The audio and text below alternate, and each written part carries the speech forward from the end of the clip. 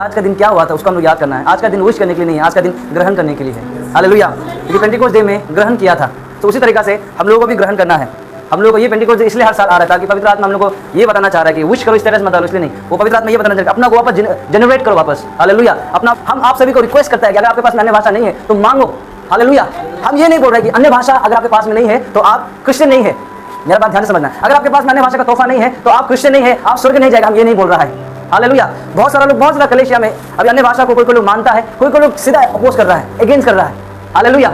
सबका अपना अपना एक थ्योलॉजी है, सबका अपना अपना एक क्या बोलेगा रूल एंड रेगुलेशन बना के रखा हुआ है। हम ये भी नहीं बोल रहे कि जो चर्च अन्य भाषा नहीं मानता है वो लोग गलत चर्च है, हम ये भी नहीं बोल रहा है। हालेलुया। लेकिन हम ये बोल रहे हैं कि जो अन्य भाषा को मानता है ना एंड जो अन्य भाषा बोलता है ना, वो लोग जो अन्य भाषा को नहीं मानते उनसे स्पीड जा रहा होगा वो लोग। हालेलुया। क्योंकि जब हम लोग वचन में देखता है अन्य भाषा ये लोग जो है ये एक तोहफा है, बोला है क्या है? तोहफा है। हालेलुया। अभी हमारा जीवन में तोहफा जो क्या महत्वपूर्ण करता है। हालेलुया।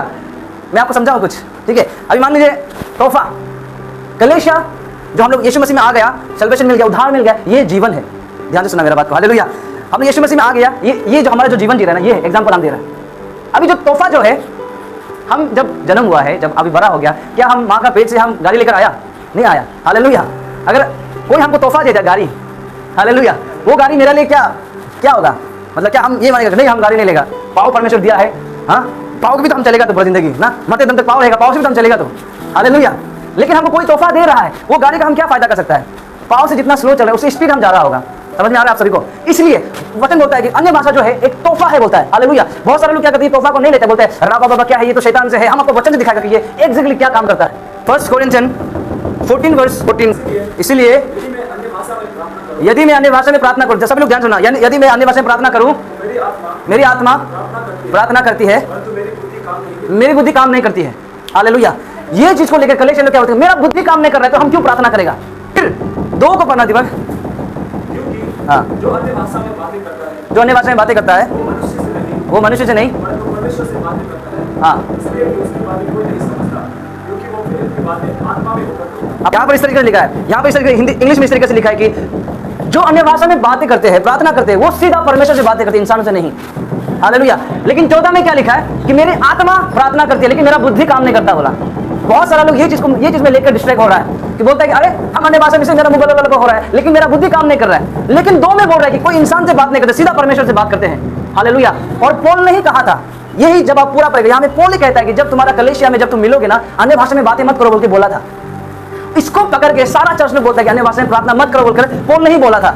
ये हुआ है कोरिन्थियन में, हम लोग पढ़ रहे हैं ना, कोरिन्थियन एक चर्च था, वहां पर वो चर्च इतना आत्मिक में भर गया था, इतना आत्मिक में भर गया था, वो लोग प्राउड में था, क्या में था, घमंड में था वो चर्च जो, वो कलीसिया जो। हालेलुया।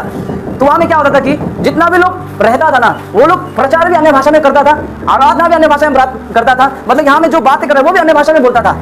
हालेलुया। तो ये जितना भी सुनने वाला है ना, आप लोग सब लोग क्या, वो लोग भी क्या, समझ में आ रहा है कि क्या बोल रहा है। हालेलुया। लेकिन जो नया अविश्वासी जो आता है घर में, चर्च में, उसको समझ में नहीं आ रहा है। हालेलुया।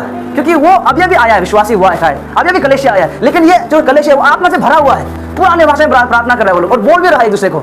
जैसे कि हम संजय भाई आपके साथ, ठीक है ना, वो लोग ऐसा नहीं बोल रहे, वहां बोले खर्रा बात सेक के थे, इस तरीके से बात कर रहे हैं वो लोग। हालेलुया। तो जो आया है नया नाम, वो लोग कंफ्यूज हो रहे हैं, ये लोग क्या बात कर रहा है। तो पौल ने जाके हमें बोलता है कि इसीलिए यदि मैं किसी भाषा का अर्थ ना समझूं, तो बोलने वाले की दृष्टि में परदेशी ठहरूंगा और बोलने वाला मेरी दृष्टि में परदेशी ठहरेगा। हालेलुया। सो यहाँ पर कोरिन्थियन में आपका जब समय होगा आपको पूरा पढ़ना। यहाँ पर क्या पौल जो क्या बोल रहा है कि कोई अगर तुम्हारे चर्च में आएगा और आने के बाद में तुम लोग ऐसा भाषा करेगा जहाँ में हमको समझेगा नहीं, तो तुम्हारा बीच में हम क्या लगेगा, फॉरेनर जैसा लगेगा। हालेलुया। आइए मान लीजिए आप लोग सब लोग यहाँ पर एक भाषा जानता है, जो नेपाली सब समझता है ना।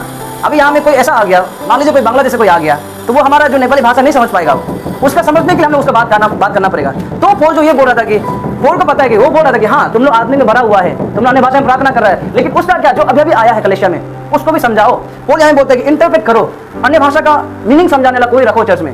हालेलुया। अगर ऐसा नहीं है तो अन्य भाषा मत बोलो बोल रहा है। लेकिन यहाँ में एक कंडीशन है, यहाँ पर पौल ये बोल रहा है कि कलीसिया में मत बोलो, ये नहीं बोल रहा है। हालेलुया।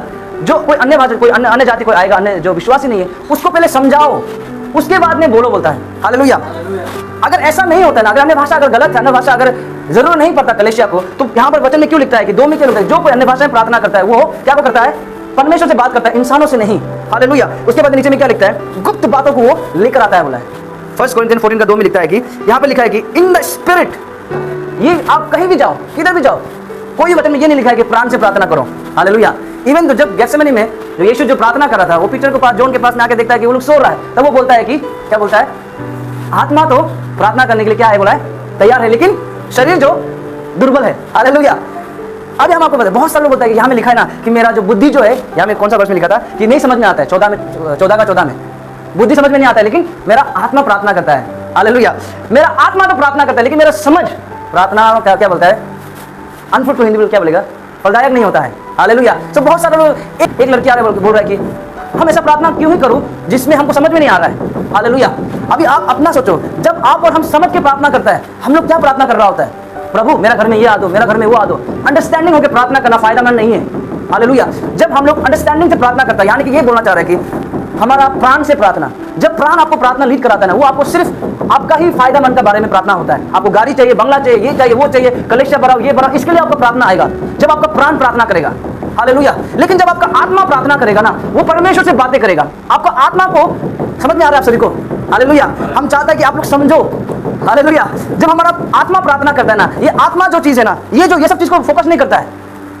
वो गाड़ी चाहिए, बंगला चाहिए, ये चाहिए, वो चाहिए, हमको ये चाहिए, वो चाहिए, ये फोकस नहीं करता है। अभी हम लोग को क्या प्रार्थना कर रहे हैं, हम लोग क्या चाहिए अभी, ये हम लोग प्रार्थना करें कि हम लोग एक स्पीकर मिले, एक अच्छा स्पीकर, हम लोग प्रार्थना करें कि हम लोग को हॉल मिले। हालेलुया। लेकिन इससे भी कई ज्यादा जब हम अन्य भाषा में प्रार्थना करेंगे, हमारा आत्मा जो क्या करता है, अभी सोच के देखिए, हॉल हम लोग को मिल जाएगा, स्पीकर हम लोग को मिल जाएगा, भाई चलो हॉल हम लोग को मिल जाएगा, इंसान भी आने लग जाएगा कलीसिया में, लेकिन कलीसिया में आ रहा है, जा रहा है, सुन रहा है, लेकिन वो विश्वासी का जीवन नहीं बदला है, तो हॉल का क्या फायदा।